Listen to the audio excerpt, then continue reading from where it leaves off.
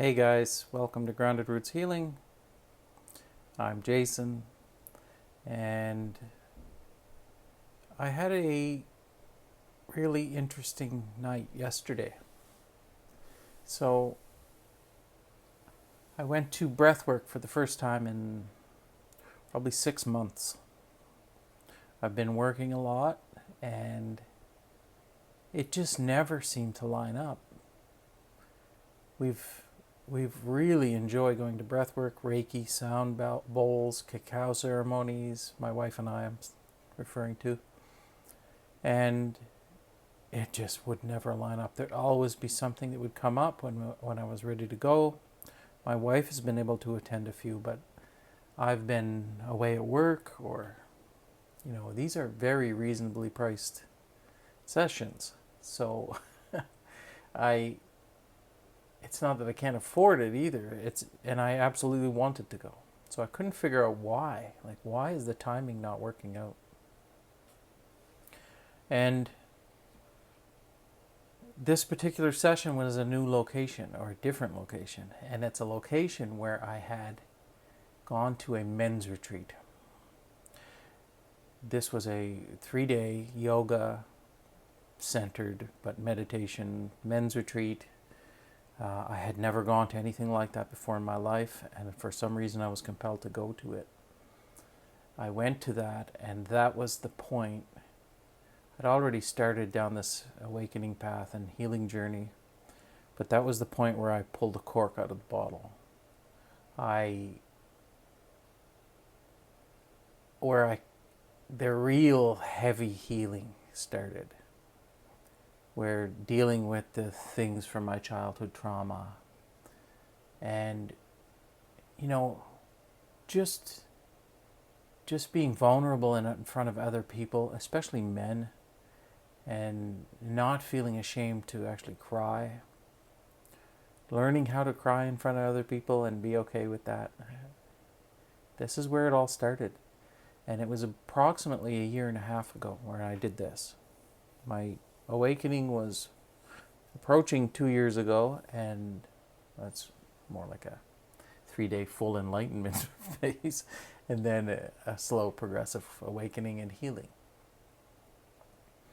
So I had gone through this thing, and when I got back there last night to do this breath work, which breath work is always extremely effective. It's probably the best modality that I've been shown to actually deal with this emotional trauma. So I knew it was going to be something. I mean, there's no coincidences, and the fact that this was the first time that I'd been back to this location where I'd been cracked open essentially. I knew there was something to that, but I didn't dread it by any means. I knew it was something good. So,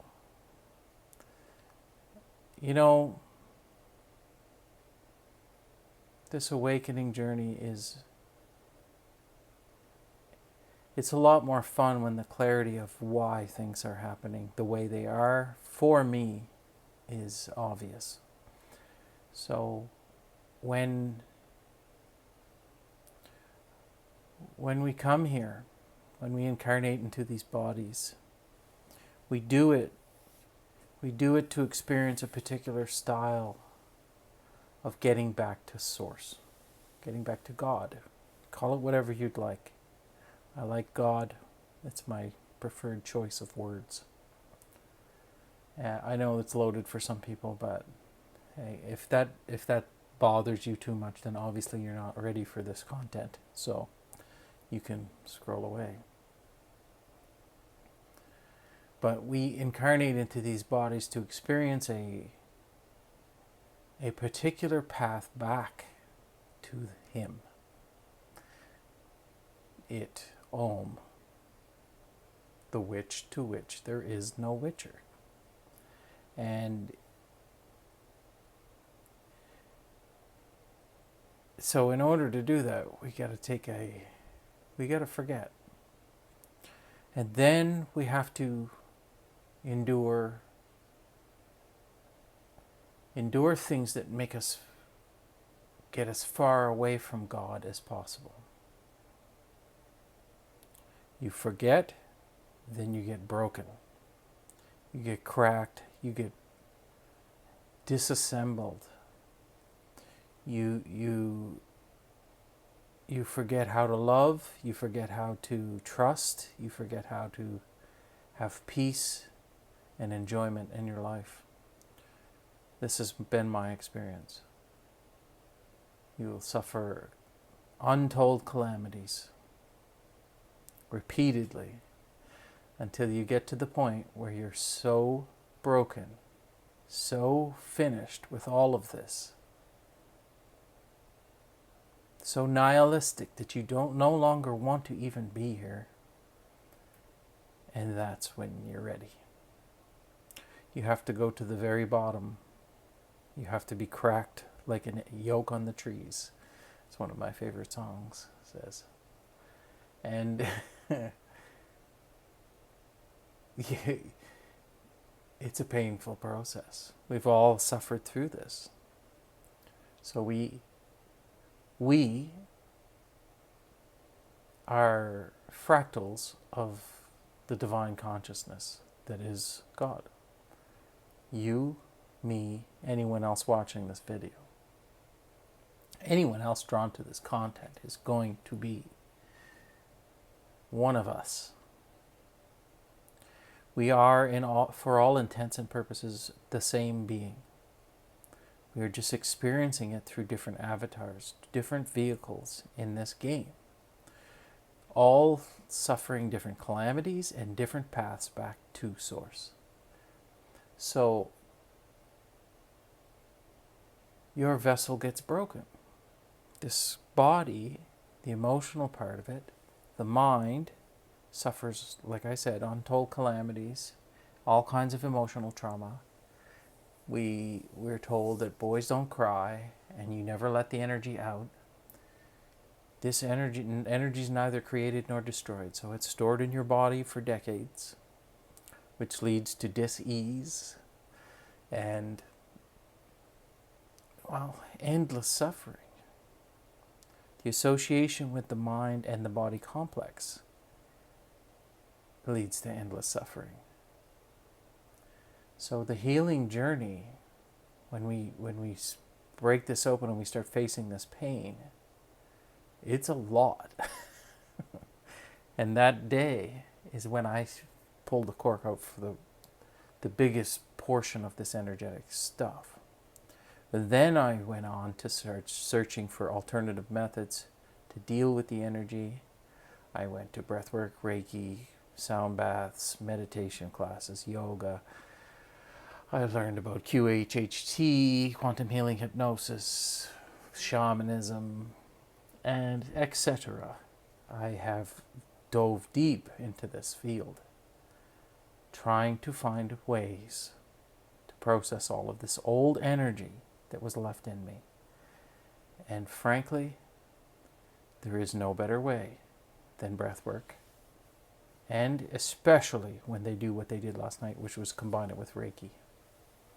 As the energy comes up, you let it out, which normally for me is in the form of tears, but sometimes it's anger, sometimes it's uncontrollable shaking and all kinds of weird things. And then these wonderful women that we go to who are trained at moving energy help move that energy along out of the body, and it's extremely cathartic. So what you're doing is healing the vessel. You've awoken to you being more than this body. You know that you will go on. But the you that is the combination of the higher self and this physical vessel and the mind and all the experiences is unique. It's a snowflake. So there's a dichotomy here. I don't know what the word is I'm searching for. It'll come to me.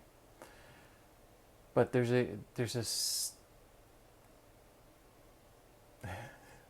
I really want that word, I can't get it. Oh well. um,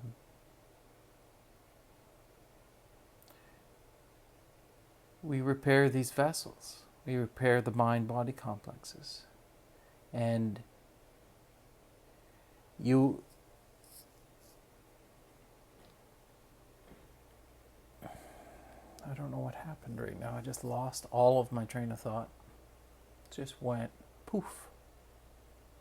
Okay, what am I supposed to talk about, Source? 11:11 on the timer.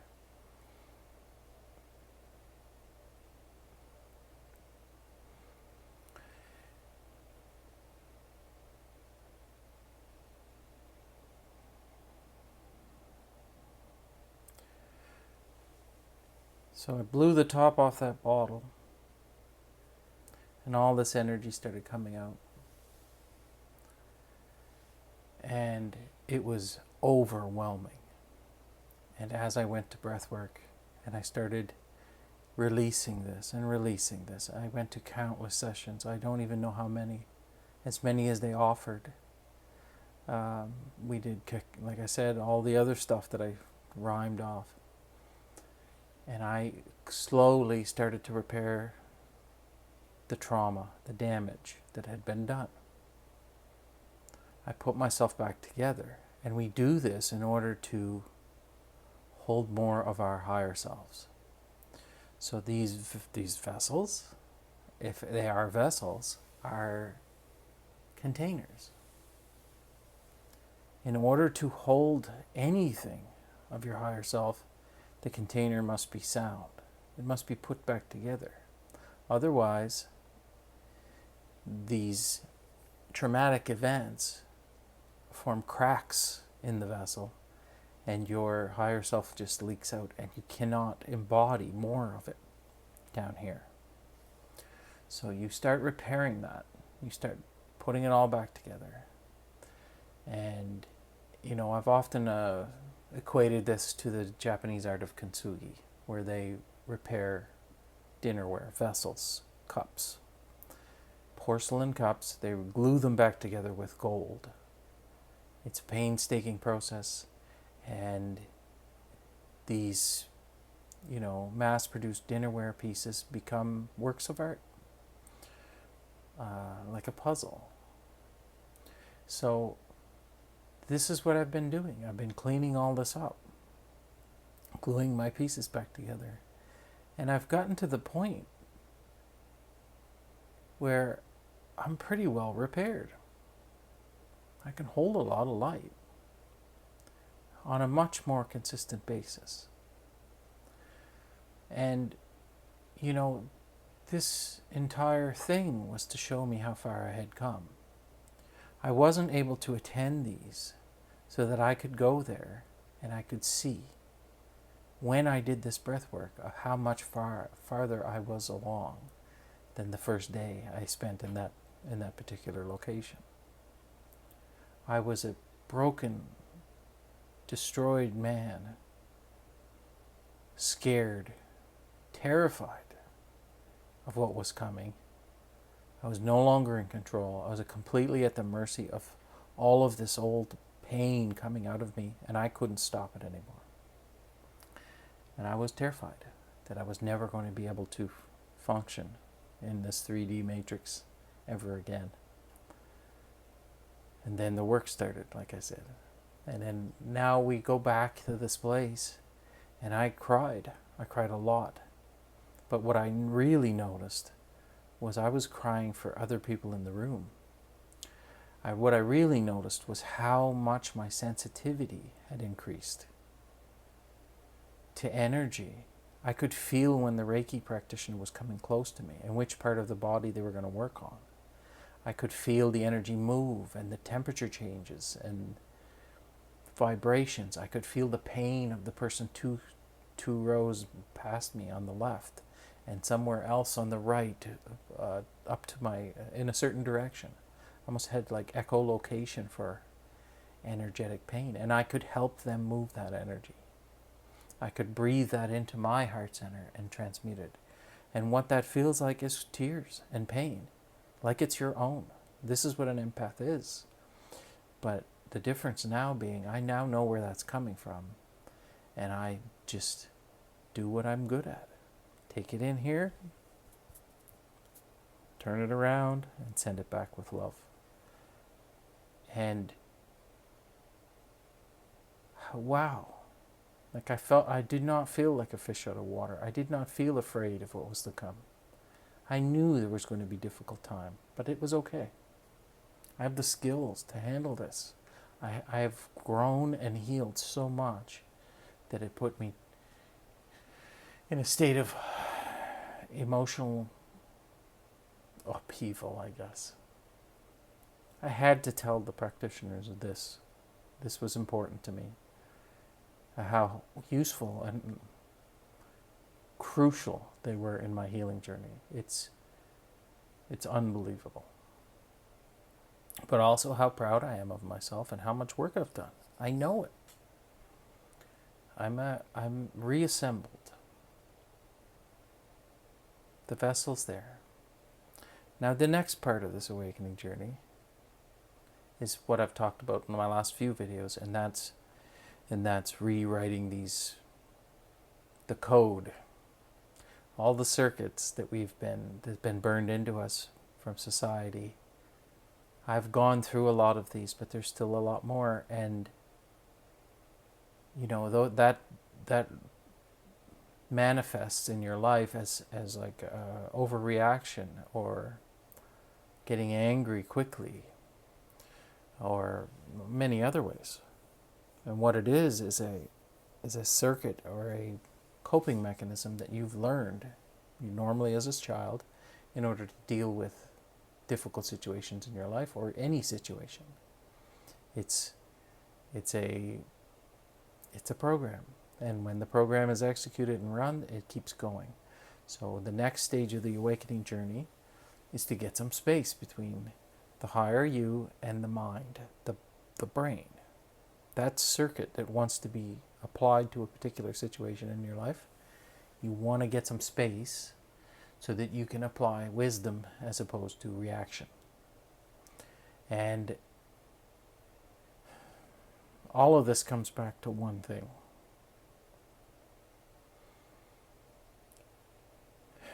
It's inward. Manifesting